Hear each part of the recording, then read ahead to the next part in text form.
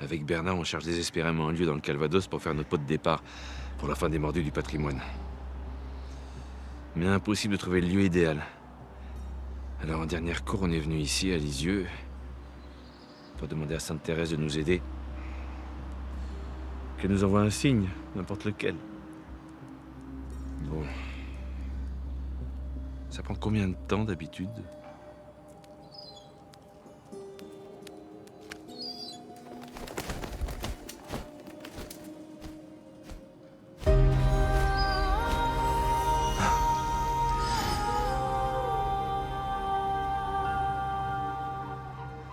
Regarde, Bernard.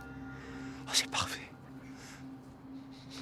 En plus, Bernard, je sens ici une trace mémorielle très dense. Allons voir ça. Suivez-moi.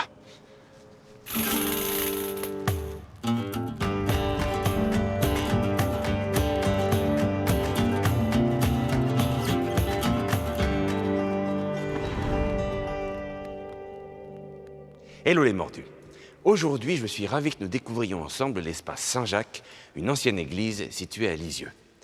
Vous savez, passé 1300 ans, on commence à être un peu flemmard, et là, c'est parfait. Je peux vous raconter toute l'histoire de la ville en restant tranquille entre ces murs. Vous allez comprendre.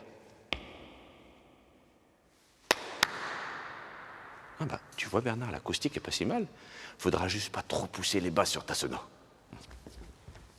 Comme je vous le disais, ici, c'est un véritable millefeuille historique.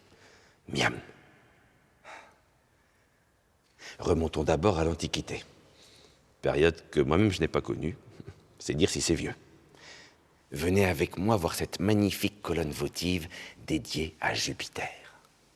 Votive, ça veut dire en gros que c'était pour remercier Jupiter d'avoir exaucé un vœu.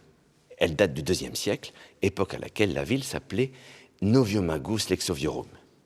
Il y avait une voie romaine juste dans l'axe de l'église. Figurez-vous que cette colonne a été retrouvée par hasard lors de la reconstruction d'un immeuble. Elle a d'abord été installée en déco dans un parc, puis mise à l'abri ici. Voilà pour la première couche du millefeuille. On continue la dégustation? Oui?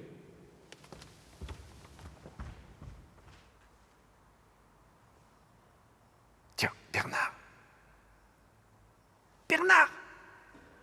Toi qui adores les fruits de mer, qui dit église Saint-Jacques, dit Saint-Jacques de Compostelle, dit...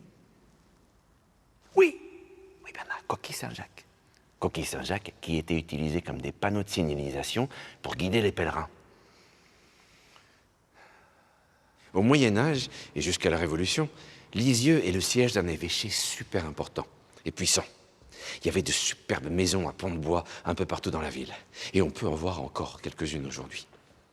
C'est une période où la ville se développe malgré les troubles de la guerre de Cent Ans et l'occupation anglaise. Les destructions sont nombreuses et l'église Saint-Jacques n'est pas épargnée. Je suis le seul à avoir connu la guerre de Cent Ans.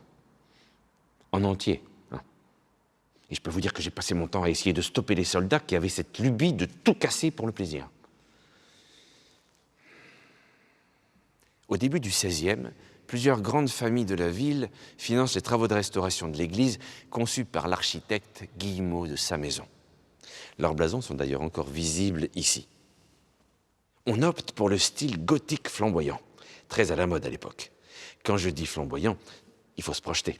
C'est-à-dire qu'il y avait des peintures murales partout, des motifs végétaux en pagaille et plein de décors sculptés. Bernard, pour notre fête, on mettra des banderoles sympas, et puis des ballons. Ah. Regardez ce coq.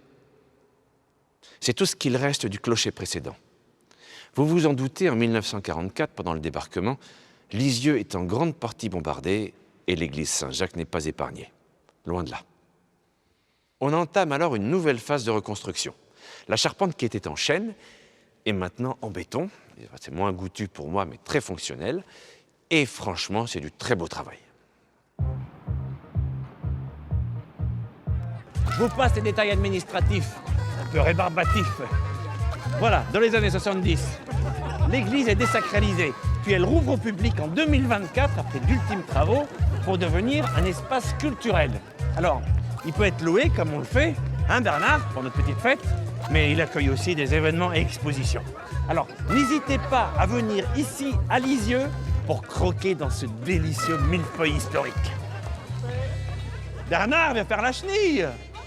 Bernard, Bernard, la chenille. Bernard, la chenille. Bernard, la chenille. Bernard, la chenille.